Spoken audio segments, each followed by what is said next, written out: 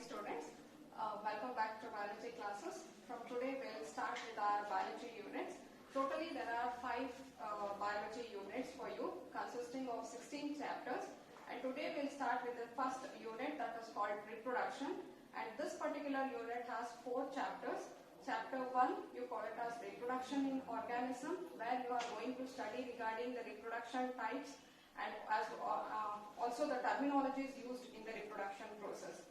Chapter 2, it has sexual reproduction in flowering plants, detailed study of sexual reproduction occurring in the plants we are going to study. And chapter 3, it is human reproduction, where you are going to study regarding the human reproductive system and also the sexual events happening in the reproduction process. Chapter 4, it is reproductive health. Altogether the weightage of this unit is around 25 marks, and today we'll start with our first chapter that was called reproduction in organism. Chapter 1. Chapter 1, it is reproduction in organism. We are already aware of the term reproduction. Reproduction in organism. The weightage of this particular chapter is about 5 marks. So here you can see it is to reproduce. Giving birth to younger ones you call it as reproduction. Before knowing in detail of the reproduction process and the types of reproduction, let us understand one more important terminology that was called lifespan. Every organism will live for a particular period of time. So this period from birth to natural death. Birth to natural death of organism. Natural death of organism is referred to as lifespan. I repeat, the period from birth to natural death of the organism is called as lifespan. Here we are talking of natural death, and we are not including any damages or accidental caused to the organism. Now the lifespan of organism vary from one organism to another organism. The lifespan may vary from few hours to many days. Right? So let us consider some of the examples. Example 1. That is mayfly. The maximum lifespan of this particular insect is about 24 hours, or you can say it as 1 day only.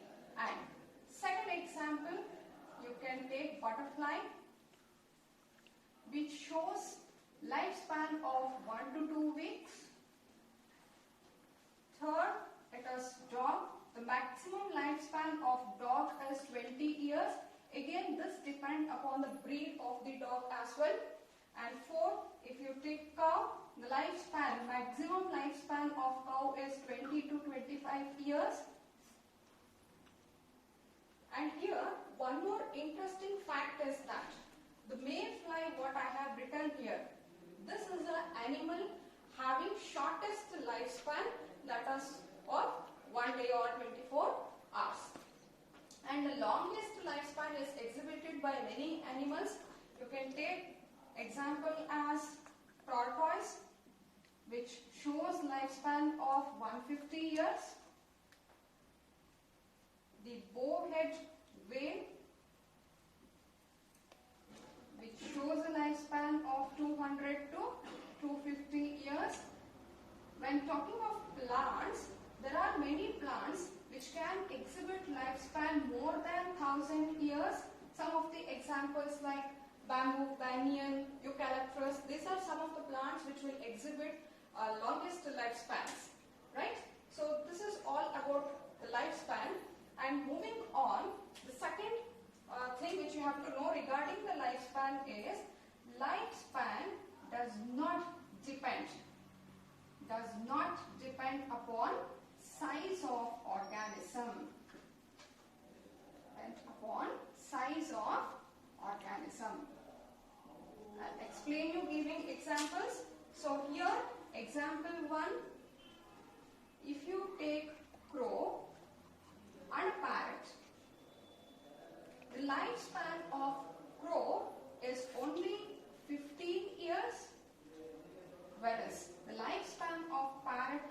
140 years. It's very clear that there is a huge difference in the lifespan of these two birds, even though the size of these two birds are almost the same. Right? Second example is elephant, which has a lifespan of 60 to 90 years, and tortoise, which shows lifespan of 150 years. So you can see here, even though the size of the elephant is huge compared to a tortoise, the lifespan of tortoise is more compared to the elephant. By this, we can conclude that the lifespan does not depend upon the size of organism. And moving on, the third point is no individual organism is immortal. No individual is immortal. Meaning every organism which take birth has to die one or the another day. For example, if you take this as an organism which has taken birth today, after completing its lifespan, it has to die here. That is what we have given. The lifespan can vary, but whatever might be the scenario, but whatever organism has taken birth, after completing its lifespan, it has to die. So here, this is why we call that no individual is immortal. But exception is given in one organism, that is single cell organism. So this can be one of your important competitive question. Why are single cell organisms considered as immortal? So here what happens is, in case of single cell organism, if you take amoeba, we know amoeba is a single cell organism. This particular single cell organism, as they grow old, they don't die. Instead, they divide into two through mitosis, and this particular daughter cell, as they grow old, they further divide into two by mitosis, and this is how they continue. So here you can see there is no natural death for this particular single organism. Instead, they keep on dividing and they grow. Obviously, if you take an amoeba and if you crush, they will die. But here we are talking of the natural death of the organism. Hence, the exception can be given for single cell organism. Right? We'll repeat or we'll revise whatever we have done. So here, what is lifespan can be asked for 1 mark. That is the period from birth to natural death of the organism is called as lifespan. And these are some of the examples, some of the lifespan of the animals, and few more are given in your NCERT book. You can just go through it. And lifespan does not depend upon the size of organism. And third point is no individual organism is immortal. Right? Thank you. Moving on, let's see what do the definition of reproduction say. In simple terms, I told you giving birth to younger ones is called as reproduction. But the definition says that it is a biological process in which an organism gives rise to younger one similar to itself. So this definition has to be written, that is the biological process where an individual organism gives rise to younger one similar to itself is called as reproduction. So before looking into the types of reproduction, we need to understand what is the significance or importance of this reproduction. What will happen if the reproduction is not same? So here, the first important factor is that it enables the continuity of species generation to generation. We have already discussed that every organism which take birth, after completing its lifespan, they are going to die. Then, what about the same species, this type of species in the next generation? What happens? Is there no species in this generation? No. What happens here is, this particular organism during its lifespan, that is when it is alive or during its lifespan, it gives rise to younger ones of itself. Giving birth to younger ones of itself itself you call it as reproduction. So during its lifespan, when they are still in the reproductive phase, this particular organism will give birth to younger ones which is similar to itself, and now this younger ones will grow, and this before completing its lifespan, this is further going to give rise to a similar one of itself. And this is how you can see that the species continuity over generation to generation. Clear? The second point is it creates the genetic variation. So genetic variations, you know that there is some genetical variations from one generation to another generation. If you consider our grandparents to our parents and to my generation on to our next generation, we are not identical. We show certain variations or changes, and these are called genetic variations. And this is possible because of this reproduction process. All this variation is because of exchange of gene which is happening in meiosis, which occurs or which is seen in the sexual reproduction. So now why is this genetic variation necessity? We have seen that if there is a genetic variation, this is very important for the process of evolution and for existing of the organism, right? And also if reproduction is there, it can replace the lost organism. So these are all the importance of reproduction. Moving on, we'll see different types of reproduction. Mainly there are two types of reproduction called asexual reproduction and sexual reproduction. So the difference between asexual and sexual has been given here. So you can see that asexual reproduction is uniparental, meaning in this type of reproduction a single parent, that is parent 1. So this single parent is enough for giving birth to the younger ones. You call it as uniparental, whereas in sexual reproduction it is biparental, meaning you need two parents. It includes parent 1 and parent 2. So here one can be male and another can be female, but whatever, these two parents together give rise to a younger ones. So this is biparental. If single parent is giving rise to a offspring or younger ones, both are same term. If single parent is giving rise to offspring, you call it as uniparental. If two parents are involved in giving birth to an younger ones, you call it as biparental. Second point is offsprings are morphologically and genetically similar. The offsprings which are formed by asexual type of reproduction, these offsprings are morphologically, meaning the external appearance of these offspring, and also the genetically in terms of genetic makeup, both in terms of morphology and in terms of genetic constituent, it is similar to its parent. They are identical. They are morphologically, genetically similar to the parent, and this happens only in case of asexual reproduction, and this one you can call it as clone. You call it as clone. Again, clone is important definition which can be asked for 1 mark, where you are supposed to write the offsprings are morphologically and genetically similar to parents are referred to as clone. Whereas in case of sexual reproduction, the offsprings which is formed are not morphologically, neither genetically, they are not similar to the parent, hence they are not clones, right?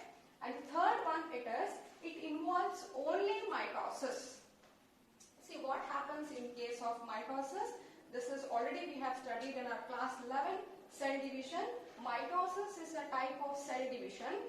If this is a parental cell, imagine if this parental cell has 46 chromosomes. If the parental body is having cell is having 46 chromosomes, after mitosis, this will give rise to 2 daughter cell, and the chromosome number of these will be 46 and 46 again. They are equal to their parents. Hence, we also call mitosis as equational division. Right? Here you can see the chromosome number of parent is 46. The offspring chromosome number is also 46. So this type of cell division is involved in case of asexual reproduction, but when coming to sexual reproduction, the parental cell here will divide to form four daughter cell, and if the chromosome number of parental cell is 46, the daughter cell formed, the chromosome numbers will be only 23 here. This is because only half of the chromosome is coming from one parental, and these are the gametes formed. So this whatever I have written, and gametes are always haploids. The chromosome numbers are reduced to half, hence this type of cell division is called as reductional division. And this is how the gametes are formed. This is from parental 1. Similar thing will happen with the parent 2. Parent 2 will also form a gamete, and these two gametes will fuse to form the offspring. Right? So here it involves both mitosis and meiosis. Meiosis where we see in case of gamete formation in the sexual reproduction. And fourth point is that the rate of reproduction is faster. So we know that mitosis occur in a fast duration compared to meiosis. And the same point is continued, it does not contribute to the evolution. Since in mitosis, the offsprings or gene, whatever it is here, exact copies have been transferred to the offspring, they don't show any genetic variation.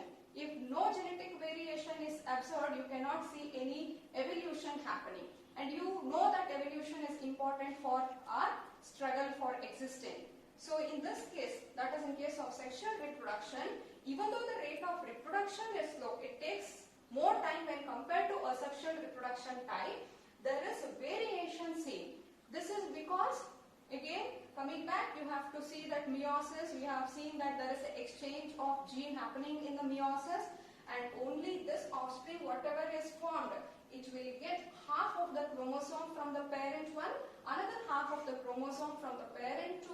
Therefore, since there is mixture of both, they are not identical to their parents. They definitely will show some variations which will contribute to the evolution. Clear? So we'll recall once again. So reproduction can be asked for 1 mark. You have to write that it is a biological process where an organism gives rise to younger ones similar to itself. They can ask for the importance of reproduction, that is why reproduction is important, that is continuity of a species over generation to generation, and also it brings about the genetic variation. And they can ask you to give the difference between asexual reproduction and sexual type of reproduction. In case of asexual reproduction, it is uniparental, here it is biparental.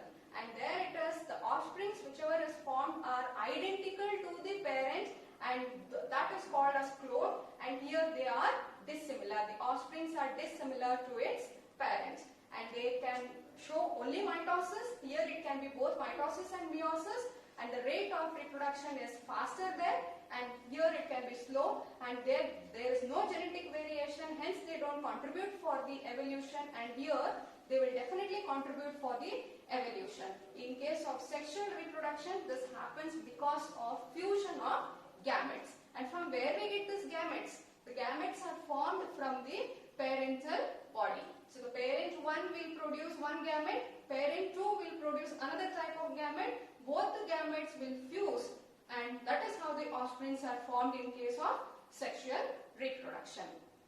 In our next coming up classes, we are going to study some of the examples or certain asexual methods of reproduction, and we'll take up that in the next class. Thank you, students. Please go through this once again and make your own notes. Thank you.